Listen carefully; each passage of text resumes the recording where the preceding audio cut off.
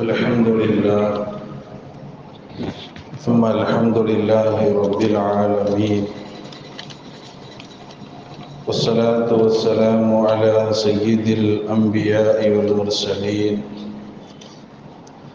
شفينا محمد صلى الله عليه وسلم وآله وصحبه أجمعين. وبعده قال الله تعالى في شأن حبيبه إن الله وملائكته يصلون على النبي يا أيها الذين آمنوا صلوا عليه وسلموا تسليما. اللهم صل على سيدنا وشفيعنا وحبيبنا ومولانا محمد وعلى آل سيدنا محمد وبارك وسلم عليه. الله جل شأنه وتعالى அவனுடைய மேலான கிருபையினால் நம் அனைவரையும் முஸ்லிமாக படைத்து நமது உயிரிலும் மேலான கண்மணி தாஹா முஹம்மது முஸ்தபா ஸல்லல்லாஹு அலைஹி வஸல்லம் அவர்களின் சிறந்த சமுதாய மக்களாக அல்லாஹ் நம் அனைவரையும் ஆக்கியதோடு புனிதமிக்க ஜும்ஆவுடைய தொழுகையை நிறைவேற்றுவதற்காக வேண்டிய ரப்புல் ஆலமீன் நம் அனைவரையும் அவனுடைய புனித பள்ளியில் ஒன்று சேர்த்திருக்கிறான். அல்ஹம்துலில்லாஹ். வல்ல ரஹ்மான் நம் அனைவரையும் அவனால் ஒப்புக்கொள்ளப்பட்ட நல்லடியார்களின் கூட்டத்தில் ஆக்கியவர்கள் புரிவானாக. ஆமீன். வாழும் காலமெல்லாம் அவனுடைய கட்டளைகளுக்கு அடிபணிந்து நடந்து அவனுடைய அன்பையும் அருளையும் பெற்றவர்களாக வாழ்ந்து மரணிப்பதற்கு அல்லாஹ் நம் அனைவருக்கும் தௌஃபீக் செய்வானாக. ஆமீன்.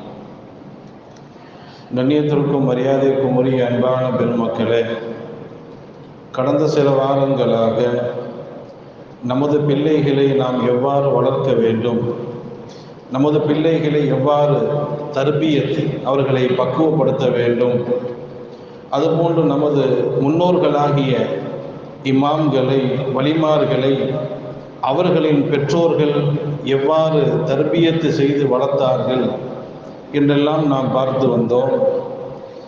இதை பற்றி மிக நீளமாக பேசிக்கொண்டே செல்லலாம்.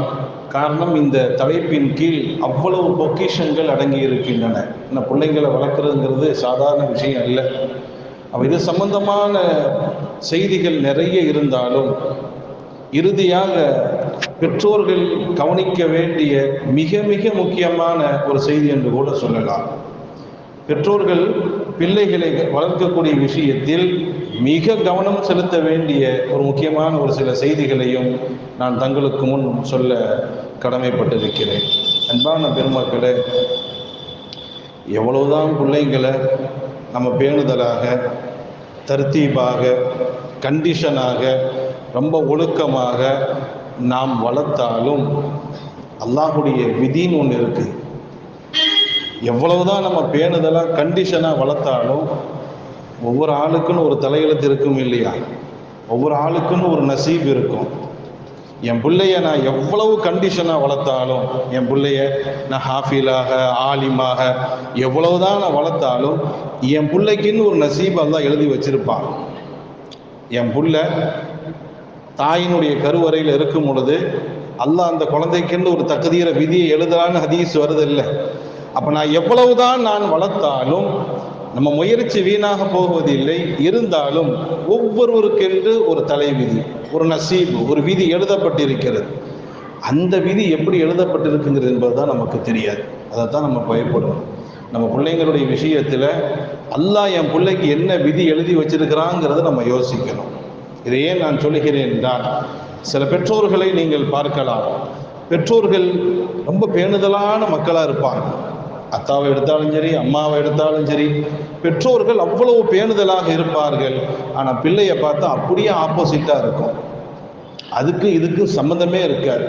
இவங்களுடைய பிள்ளையா இவன் என்று சொல்லும் அளவுக்கு அப்படியே ஆப்போசிட்டாக இருப்பான். இப்படியும் சில பேரை நீங்கள் பார்க்கலாம். இன்னும் சில பிள்ளைகளை நீங்கள் பார்க்கலாம். பெற்றோர்கள் அந்த பிள்ளைகளை சரி செய்வதற்காக வேண்டி எவ்வளவோ முயற்சி எடுப்பாங்க. மதரசால ஓத போடுவாங்க, அங்கே போடுவாங்க, இங்கே தர்தீப், எவ்வளவு முயற்சி செய்தோம் அந்த பிள்ளையை சரி பண்ணவே முடியாது. இப்படி எத்தனையோ பேர் இருக்கிறாங்க. சில பெற்றோர்கள் எல்லாம் இப்படி சொல்வார்கள், இவெல்லாம் என் பிள்ளையே இல்லை என்று சொல்லும் அளவுக்கு. அல்லாஹ் அக்பர். அன்பான பெருமக்களை, எவ்வளவுதான் நம்ம பிள்ளைகளை நாம் பேணுதலாக கண்டிஷனாக வளர்த்தாலும் அல்லாஹுடைய விதின்னு ஒன்று இருக்குது. அந்த விதி நம்ம பிள்ளைக்கு என்ன எழுதப்பட்டிருக்கிறது என்பது நமக்கு தெரியாது. சில பிள்ளைங்களை பார்த்தா கண்ட்ரோல் பண்ணவே முடியாது, விஷமத்துக்கு மேல விஷமம். பெற்றோர்களுக்கு அவ்வளவு டென்ஷனை கொடுப்பார்கள், அவ்வளவு சிரமத்தை கொடுப்பார்கள். இப்ப என்ன செய்யறது அன்பான பெருமக்களே? நூஹு நபி அவங்க மகன் கன்ஆன் காஃபிர். நூஹு நபி அவங்க மகன் கன்ஆன் காஃபிர். குர்ஆன்ல சொல்லுது, குர்ஆன் சொல்லுகிறது ஒரு நபியுடைய மகன் காஃபிராக இருக்கிறார். அது எப்படிப்பட்ட மகன் என்பதெல்லாம் தனிப்பட்ட செய்தி. இப்னுஹுன்னு வருது. வனாதா நூஹு இப்னுஹு. நூஹு நபி மகன் காஃபிர். இன்னும் தெளிவாக சொல்ல போனால் மூசா அலைஹிஸ்ஸலாம் யார்கிட்ட வளர்ந்தாங்க? ஃபிரௌன்கிட்ட வளர்ந்தாங்க. ஃபிரௌனிடம் வளர்ந்த மூசா நபி நபியா போயிட்டாங்க. மூசா நபியை வளர்த்தது யாரு? ஃபிரௌன். நான் அல்லாஹ்னு சொன்னவன், நான் ரப்பு என்று சொன்னவன். அப்படிப்பட்ட ஒரு மிக கொடிய காஃபிர் என்று சொல்லக்கூடிய, அவன மாதிரி ஒரு மோசமான காஃபிர் யாரும் இல்லை என்று சொல்லக்கூடிய அந்த ஃபிரௌன்கிட்ட வளர்ந்த மூசா நபியா போயிட்டாங்க. ஜிப்ரீல் அலைஹிஸ்ஸலாம் அவங்க ஒரு மூசாவை வளர்த்தாங்க. ஜிப்ரீல் அலைஹிஸ்ஸலாமும் அவங்க மூசான்னு ஒரு பேர் வளர்த்தது யாரு? ஜிப்ரீல், இமாமுல் மலாயிகா. இதுக்கு நான் சொல்ல வரேன், அல்லாஹுடைய விதி நம்ம பிள்ளைங்க விஷயத்துல என்ன எழுதப்பட்டிருக்குங்கிறது நமக்கு தெரியாது. ரொம்ப கவனமாக இருக்க வேண்டும் பிள்ளைங்களுடைய விஷயத்துல. ஜிப்ரீல் அலைஹிஸ்ஸலாம் இமாமுல் மலாயிகா, மலக்குமார்களுக்கெல்லாம் இமாம். அவங்க ஒரு மூசா வளர்த்தாங்க. அந்த மூசா கடைசியில காரூன் காஃபிரா போயிட்டாங்க. ஜிப்ரீல் அலைஹிஸ்ஸலாம் வளர்த்த மூசா காஃபிரா போனா, காஃபிர் வளர்த்த ஃபிரௌன் வளர்த்த மூசா நபியா போயிட்டாங்க. அல்லாஹுடைய விதி எப்படி எழுதப்பட்டிருக்கிறது என்பதை நாம் புரிந்து கொள்ள கடமைப்பட்டிருக்கிறோம். அன்பான பெருமக்களே, இது சம்பந்தமாக நாம் எவ்வளவுதான் பிள்ளைகளை பேணுதலாக கண்டிஷனாக நம்ம ஒழுக்கமாக வளர்த்தாலும் பெற்றோர்கள் சில விஷயங்களை கடைபிடிக்கணும். முதலாவது என்ன? நம்ம பிள்ளைகளுக்காக வேண்டி எப்பொழுதும் துஆ செய்யணும். இது ஃபர்ஸ்ட் செய்ய வேண்டிய வேலை. நம்மில் எத்தனை பேர் செய்கிறாங்கங்கிறது தெரியாது. நீங்கள் உங்கள் பிள்ளைங்களுக்காக வேண்டி துஆ செய்யக்கூடியவர்களாக இருந்தால் அல்ஹம்துலில்லாஹ், பரவாயில்லை. செய்யாதவர்களாக இருந்தால் உங்கள் பிள்ளைக்காக வேண்டி துஆ செய்யுங்க. நம்ம பிள்ளைங்களை சாலிகான பிள்ளைகளாக ஆக்குவதற்கு ஃபர்ஸ்ட் ஆயுதம் துஆ தான். துஆவை மிஞ்சி எதுவும் கிடையாது. ஒவ்வொரு நாளும் உங்கள் பிள்ளைங்களுக்காக வேண்டி துஆ செய்யணும். ரசூலுல்லாஹி ஸல்லல்லாஹு அலைஹி வஸல்லம் சொல்வார்கள், ஸலாசு தஅவாத்தின், 3 துஆக்கள். ஸலாசு தஅவாத்தின், 3 பேர் செய்யக்கூடிய துஆக்கள், இஸ்தஜாபு லஹுன்ன லா ஷக்க ஃபீஹின். 3 பேர் கேட்கக்கூடிய துஆ அது ரிஜெக்டடே ஆகாதுன்ட்டாங்க, நிராகரிக்கப்படாது. 3 பேர்கள் கேட்கக்கூடிய துஆ டெஃபினெட்லி அல்லாஹ் அதை ஏற்றுக்கொள்வான்னு சொன்னாங்க ஸல்லல்லாஹு அலைஹி வஸல்லம். அந்த 3 நபர்கள் யாரு? தஅவத்துல் மظ்லூம், அநீதம் இழைக்கப்பட்டவன். அநீதம் இழைக்கப்பட்டவன் கையை தூக்கிட்டான்னா தொலைஞ்சான். அதோட யாருக்காவது நம்ம அநியாயம் செஞ்சோம், அல்லாஹ் பாதுகாப்பான். யாருக்காவது ஒருவர் அநியாயம் செய்யப்பட்டார், அநீதம் இழைக்கப்பட்டார், ஏமாற்றப்பட்டார், மோசடி செய்யப்பட்டார், அவர் கையை தூக்கிட்டார்னா தொலைஞ்சது. அதோட வம்சமா மாட்டுவாங்க. அன்பான பெருமக்களே, யாருடைய பதுவாவுக்கும் நம்ம ஆளாகிடக்கூடாது. துவாவை தான் மோஸ்ட்லி வாங்கணும், வாங்காட்டாலும் பரவாயில்லை. யாருடைய பதுவாவுக்கும் ஆளாகிடக்கூடாது. ஒரு அநீதம் இழைக்கப்பட்டவன் கையை தூக்குனான்னா ஸல்லல்லாஹு அலைஹி வஸல்லம் சொன்னார்கள், அவனுக்கும் அல்லாஹ்வுக்கு மத்தியில் திரையே கிடையாதுன்ட்டாங்க. கேட்ட வேகத்தில் அல்லாஹ்ட்ட போயிருமா. தஅவத்துல் மظ்லூம், அநீதம் இழைக்கப்பட்டவனுடைய துஆ உடனே அங்கீகரிக்கப்படும் சொன்னாங்க ஸல்லல்லாஹு அலைஹி வஸல்லம். இரண்டாவது வதஅவத்துல் முசாஃபிர், பிரயாணம் செய்யக்கூடியவர், இங்கிருந்து வெளியூர் பிரயாணம் செல்லக்கூடியவர், அது மன்னார்குடியாக இருந்தாலும் சரி, தஞ்சாவூராக இருந்தாலும் சரி, திருச்சியாக இருந்தாலும் சரி, அல்லது பயணம் போகக்கூடியவராக இருந்தாலும் சரி, எங்கே போகக்கூடியவராக இருந்தாலும் சரி, பிரயாணம் செல்லக்கூடியவர் துஆ செஞ்சு அல்லாஹ் ஏற்றுக்குருவானா. இதெல்லாம் நம்ம பயன்படுத்தணும். எங்கேயாவது நம்ம டிராவல் போகிறோமா, அதுக்காக 2 ரக்காத்து நம்ம பயண தொழுகைன்னே ஒரு தொழுகை இருக்குது. அந்த தொழுகையை தொழுது அல்லாட்ட துவா நம்ம கேட்கணும், ஹலாலான ஹாஜத்துகளை கேட்கணும். ஏன்னா அந்த துவா அல்லாட்ட ஒப்புக்கொள்ளப்படுதுன்னு ஹதீஸில் வருது. எத்தனையோ பயணங்கள் நம்ம செய்வோம், திருச்சிக்கு போவோம், தஞ்சாவூர் போவோம், பயணம் போவோம், சென்னைக்கு போவோம். எங்கே போவதா இருந்தாலும் சரி, ஒரு 2 ரக்காத்து சஃபருடைய தொழுகை தொழுது விட்டு அல்லாட்ட நம்ம என்னென்ன ஹலாலான ஹாஜத்துகள் துவா கேட்கணுமோ அத்தனையும் கேட்கலாம். ஒரு பிரயாணம் செய்யக்கூடியவர் கேட்கக்கூடிய துவா ஒப்புக்கொள்ளப்படுது.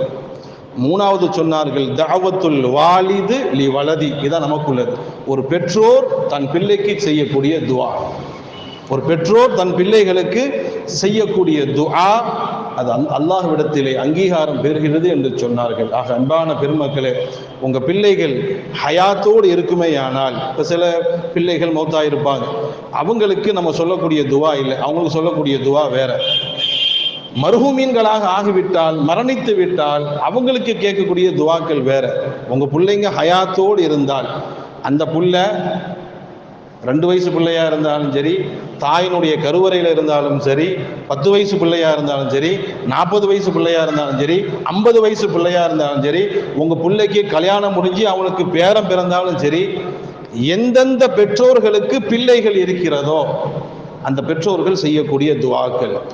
அன்பான பெருமக்களே, நாயகம் ஸல்லல்லாஹு அலைஹி வஸல்லம் சொல்வார்கள், சில பிள்ளைகள் நம்ம பார்க்கலாம், சின்ன வயசாக இருக்கும்போது பயங்கரமான விஷமம்னா அவளை கண்ட்ரோல் பண்ண முடியாத அளவுக்கு விஷம், அவ்வளோ விஷமம் பண்ணுவாங்க. அந்த மாதிரி பிள்ளைங்களெல்லாம் நம்ம என்ன செய்கிறது, எப்படி அவங்கள திருத்துறது? சில பிள்ளைகளை பார்த்தா பெற்றோர்களை மதிக்கவே மாட்டாங்க. பெருசாக வளர்ந்ததுக்கு பிறகு பெற்றோர்களுக்கு கவனிக்கிறது இல்லை, பெற்றோர்களுக்கு உணவு கொடுக்கறது இல்லை, பெற்றோர்களுக்கு செலவுக்கு பணம் கொடுக்கறது இல்லை, பெற்றோர்களை மதித்தே நடக்கிறது இல்லை. பெருசாலானதுக்கு பிறகு, கல்யாணம் முடிஞ்சு பிள்ளையெல்லாம் பெற்றதுக்கு பிறகு பெற்றோர்களை தூக்கி வீசிடுவாங்க. பெற்றோருடைய மனசு எவ்வளோ வேதனைப்படும். அன்பான பெருமக்களே, நாயகம் ஸல்லல்லாஹு அலைஹி வஸல்லம் சொல்வார்கள், குலூபுல் இபாதி பைன இஸ்பஐனி மின் அஸாபிஇர் ரஹ்மான். அடியாருடைய உள்ளங்கள் அல்லாஹ்வுடைய 2 விரலுக்கு இடையில இருக்குதான். ஸல்லல்லாஹு அலைஹி வஸல்லம் சொல்றாங்க, நம்முடைய உள்ளங்கள் எல்லாம் அல்லாஹ்வுடைய கண்ட்ரோல்ல இருக்குதுங்கிறாங்க ஸல்லல்லாஹு அலைஹி வஸல்லம். அடியார்களின் உள்ளங்கள் அல்லாஹ்வுடைய 2 விரலுக்கு இடையில, விரல்னு சொன்னா அல்லாஹ்வுடைய கண்ட்ரோல்ல இருக்குதுன்னு அர்த்தம். யுகல்லிபுஹா கைஃப யஷா, அவன் எப்படி மாத்தணும்னு நினைக்கிறானோ அப்படி மாத்திடுவான். அல்லாஹ்வுக்கு அந்த ஆற்றல் இருக்குது. நம்முடைய பிள்ளைங்களை மாத்தணும்னு நினைச்சாலும் அவன் சீக்கிரத்தில் மாற்ற முடியாது. அல்லாஹ் நினைத்தால் பிள்ளைய மாத்திடுவான். நம்ம பிள்ளைங்க தொழுவ மாட்டு இருக்குதா, அல்லாஹ்ட்ட கையேந்தணும். நம்ம பிள்ளைங்க பயங்கரமான விஷம் பண்ணுறாங்கன்னா அல்லாஹ்ட்ட கையை தூக்கணும். ஸல்லல்லாஹு அலைஹி வஸல்லம் சொன்னார்கள், அடியார்களின் உள்ளங்கள் அல்லாஹ்வுடைய கையில் இருக்குது. அவன் எப்போ மாற்றணும்னு நினைப்பானோ அப்போ மாற்றிடுவான். ஸல்லல்லாஹு அலைஹி வஸல்லம் அவர்கள் ஒவ்வொரு நாளும் 70க்கும் அதிகமாக துஆ செய்வாங்களாம். அல்லாஹும்ம யா முகல்லிபல் குலூப், அல்லாஹும்ம யா முகல்லிபல் குலூப் சப்பித் கல்பி அலா தீனிக. உள்ளங்களை மாற்றக்கூடியவனே, உள்ளங்களை திருப்பக்கூடியவனே, என் உள்ளத்தை உன் தீனின் பக்கம் திருப்புவாயாக. ஒவ்வொரு நாளும் நாயகம் ஸல்லல்லாஹு அலைஹி வஸல்லம் அவர்கள் 70க்கும் அதிகமாக இந்த துஆவை கேட்பாங்களாம். இதெல்லாம் நம்ம துஆவை கேட்கணும். அல்லாஹும்ம யா முகல்லிபல் குலூப். வேறு சில ஹதீஸ்களில் யா முஸர்ரிஃபுல் குலூப்னு வருது. முகல்லிபல் குலூபு, முஸர்ரிஃபுல் குலூப் ரெண்டும் வருகிறது. எப்படி வேணாலும் கேட்கலாம். யா முகல்லிபல் குலூப், உள்ளங்களை புரட்டக்கூடியவனே, உள்ளங்களை திருப்பக்கூடியவனே, சப்பித் கல்வி, என் உள்ளத்தை நீ தரிபாடாக வைப்பாயாக, அலா தீனிக்க, உன் தீனின் மீது நீ தரிபாடாக வைப்பாயாக என்ற துஆவை நாயகம் ஸல்லல்லாஹு அலைஹி வஸல்லம் அவர்கள் ஒவ்வொரு நாளும் 70க்கும் அதிகமாக கேட்பாங்களாம். நம்ம ஒரு தடவை கூட கேட்குறோமான்னு தெரியல. அன்பான பெருமக்கள், அதே மாதிரி நம்ம பிள்ளைகளுக்காக வேண்டி கேட்கணும். அல்லாஹும்ம யா முகல்லிபல் குலூப், உள்ளங்களை மாற்றக்கூடியவனை என் பிள்ளைக்கு நீ நேர்வழியை காட்டுறப்பே, தொழாத என் புள்ளிய தொலைவை ரப்பே, மார்க்கம் இல்லாத என் பிள்ளைக்கு மார்க்கத்தை கொடு ரப்பே. அல்லாஹ்ட்ட மன்றாடணும். அன்பான பெருமக்கள், பெற்றோர்கள் பிள்ளைகளுக்கு செய்ய வேண்டிய முதல் கடமை எப்பொழுதும் தம் பிள்ளைகளுக்காக துஆ செஞ்சுக்கிட்டே இருக்கணும். அல்லாஹ் பாதுகாப்பானாக. நம்ம பிள்ளைக்கு தலைவிதி மோசமாக எழுதப்பட்டிருந்தால், நமது பிள்ளைகளுடைய விதி அது மோசமாக எழுதப்பட்டிருந்தால் இந்த துஆவை கொண்டு மாத்திரலாம். லா யுரத்துல் கலாஅ இல்ல துஆ. நாயகம் ஸல்லல்லாஹு அலைஹி வஸல்லம் சொன்னார்கள், துஆ அல்லாஹ்வுடைய விதியை மாத்திருன்ட்டாங்க ஸல்லல்லாஹு அலைஹி வஸல்லம். நம்முடைய பிள்ளைகள் விஷமம் பண்றாங்க, நம்ம பேச்சை கேட்கறது இல்லை, படாத பாடுபடுத்துறாங்க, கையை தூக்கிற வேண்டியதான். அல்லாஹுவே என் பிள்ளையுடைய உள்ளத்தை நீ திருப்பு ரப்பே, என் பிள்ளையினுடைய உள்ளத்தை மாத்து ரப்பே என்று அல்லாஹ்விடத்தில் நாம் துஆ செய்ய வேண்டும். அன்பான பெருமக்களே, இந்த பரீட்சை நடக்கிறதுனால தான் கொஞ்சம் முன்கூட்டி ஆரம்பித்து 1 மணிக்கெல்லாம் முடிக்கணும். இன்ஷா அல்லாஹ் வரக்கூடிய வாரங்களில் அது சம்மந்தப்பட்ட செய்திகள் நம்ம சொல்கிறோம். இப்போ பிள்ளைகளுக்காக வேண்டி நம்ம செய்ய வேண்டிய முதல் வேலை அவங்களுக்காக துஆ செய்யணும். பெற்றோர்களுடைய கடமை தன் பிள்ளைகளுக்காக வேண்டி துஆ செய்யணும். என்ன துஆ செய்யணும்? என்ன வேண்டாலும் துஆ கேட்கலாம். ஹலாலான துஆக்கள் என்ன துஆ வேண்டுமானாலும் கேட்கலாம். அது நீங்கள் தமிழில் கேட்டாலும் சரி, இங்கிலீஷில் கேட்டாலும் சரி, அரபியில் கேட்டாலும் சரி, உருதுவில் கேட்டாலும் சரி, என்ன லாங்குவேஜ் உங்களுக்கு தெரியுமோ, என்ன தமிழில் கேட்டாலும் சரி, எப்படி வேண்டுமானாலும் கேட்கலாம். நம் பிள்ளைகளுக்காக வேண்டி ஹலாலான துஆ என்ன வேண்டாலும் கேட்கலாம். இருந்தாலும் குர்ஆனில் சில துஆக்கள் சொல்லப்பட்டிருக்கிறது. முதல்ல அதுக்கு தான் முக்கியத்துவம் கொடுக்கணும். நம்ம சொந்த தாய் பாசையில் நம்ம பிரியப்படுற மாதிரி துஆ கேட்கறது 2வது ஆப்ஷன். முதல் ஆப்ஷன் குர்ஆனில் நபிமார்கள் கேட்ட சில துஆக்கள் அல்லாஹ் பதிவு செஞ்சிருக்கிறான். நபிமார்கள் பிள்ளைகளுக்காக வேண்டி சில துஆக்கள் செஞ்சிருக்கிறாங்க. அந்த துஆக்களை எல்லாம் நான் சேகரித்து கொண்டு வந்திருக்கிறேன். இந்த துஆவை நீங்கள் மனப்பாடம் செய்ய வேண்டும். சில இடங்கள்ல நான் அந்த ஆயத்து வரியா நான் சொல்றேன். பொதுவான ஆயத்துகள்லாம் ஓதும் போது இந்த சூரா இத்தனாவது ஆயத்தெல்லாம் நான் சொல்றது இல்லை. இப்போ ஏன் நான் அதை குறிச்சிக்கிட்டு வரேன்னா, நீங்கள் அதை மனப்பாடம் செய்து கொண்டு அதே அரபியில துஆ கேட்கணும். நம்ம எவ்வளவுதான் தமிழ்ல நம்ம துஆ கேட்டாலும் நபிமார்கள் கேட்ட அந்த துஆவினுடைய எஃபெக்ட் தனியது. நபிமார்கள் கேட்ட அதே வார்த்தையை கொண்டு நம்ம கேட்பது ரொம்ப சிறப்பு. முதல்ல நபிமார்கள் எந்த வாசகத்தை பயன்படுத்தினார்களோ, குர்ஆன் எந்த துஆவை நமக்கு சொல்லுகிறதோ, முதல்ல அந்த துஆவை கேட்கணும். அதுக்கு பிறகு நம்ம தமிழ் பாஷையில என்ன வேண்டுமானாலும் கேட்டுக்கொள்ளலாம். அன்பான பெருமக்களே, பிள்ளைகளுக்காக வேண்டி எந்த அளவுக்கு நம்ம துஆ செய்ய கடமைப்பட்டிருக்கிறோம் தெரியுமா? பிள்ளைகளுக்கு நம்ம எந்த அளவுக்கு ஏதோ பெற்றுட்டோம் தானா வளருதுன்னா வளராது, நம்ம முயற்சி செய்யணும்.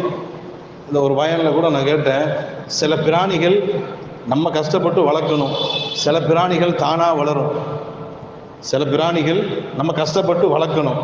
ஆடு, மாடு, அது மாதிரி கோழி, இதெல்லாம் நம்ம கஷ்டப்பட்டு வளர்க்கணும். சில பிராணிகள் இருக்குது வீட்டில், கரப்பாம்பூச்சி, பல்லி, எலி, இதெல்லாம் நம்ம வளர்க்க தேவையில்லை, தானாக வளராது. அந்த மாதிரி அல்ல நம்ம புள்ள வந்து கரப்பாம்பூச்சியோ பல்லியோ எலியோ அல்ல, கஷ்டப்பட்டு வளர்க்கணும். வளர்த்தாதான் அதனுடைய பலனை நாம் அடைய முடியும். நமது பிள்ளைகள் நமக்கு பலன் உள்ளவர்களாக ஆக வேண்டும் என்றால், நமது பிள்ளைகள் நமக்கு பிற்காலத்தில் பயனுள்ளவர்களாக மாற வேண்டும் என்றால் கொஞ்சம் முயற்சி எடுக்கணும். அன்பான பெருமக்கள், அதனுடைய முதல் ஆயுதம் துஆ தான். அல்லாஹ்ட்ட எந்த அளவுக்கு மன்றாடணுமோ அந்த அளவுக்கு துஆ கேட்கணும். பெற்றோர்கள் பிள்ளைகளுக்காக வேண்டி துஆ செய்வது எவ்வளவு அவசியம் என்பதை குர்ஆன் நமக்கு சொல்லும் பொழுது, சில நபிமார்களுடைய வரலாறுகளை அல்லாஹ் சொல்லுகிறான். அவங்க பிள்ளைங்க வர்றதுக்கு முன்னாடியே துஆ செய்ய ஆரம்பிச்சிட்டாங்க.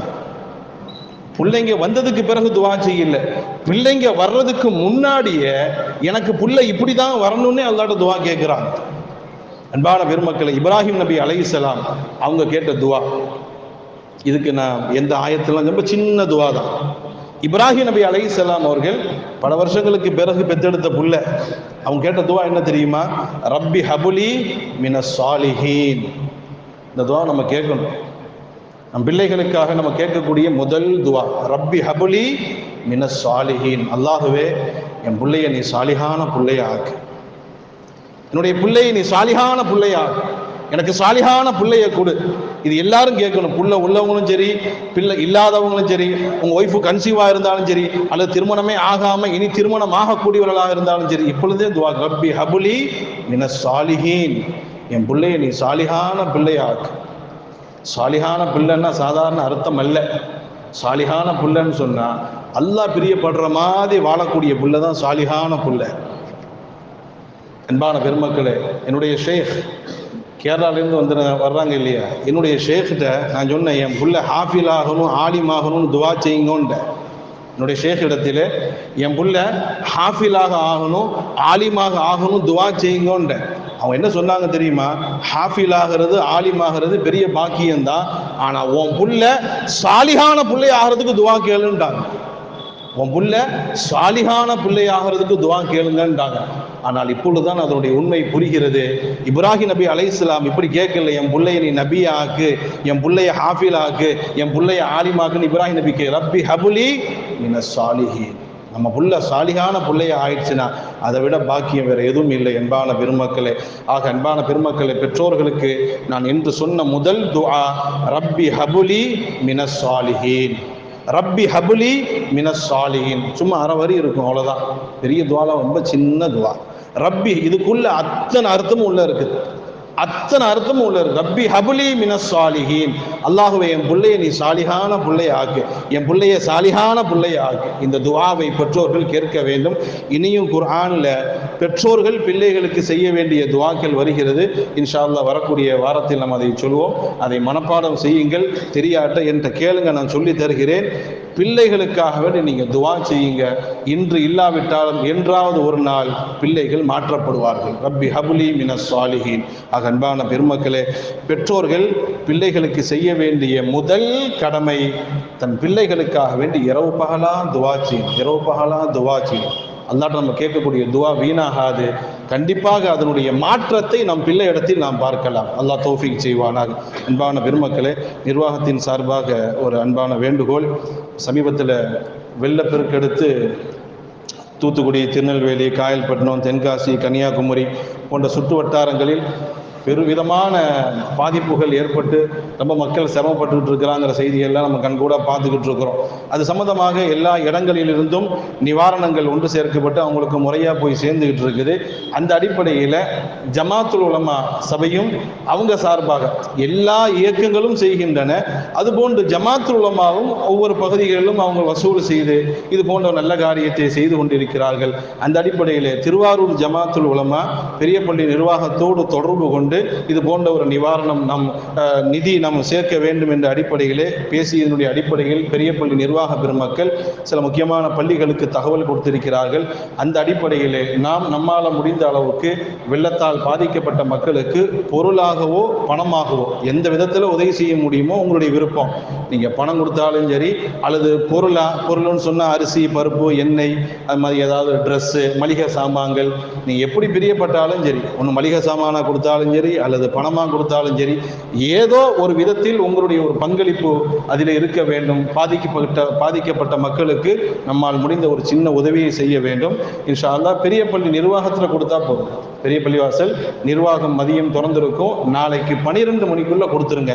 ஏன்னா லுஹருக்கு பிறகு இங்கிருந்து வேனில் அனுப்பிச்சி வச்சிருவாங்க. எவ்வளோ நாளைக்கு நம்ம லேட் பண்ணிக்கிட்டு இருக்க முடியும்? அதனால் ரொம்ப தேவையுள்ள மக்கள் இன்னும் இருந்து கொண்டிருக்கிறார்கள்.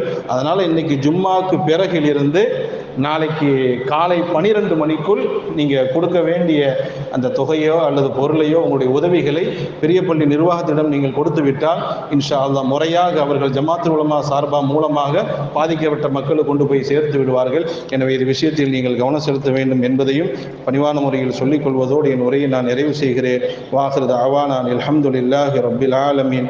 அஸ்ஸலாமு அலைக்கும் வரஹ்மத்துல்லாஹி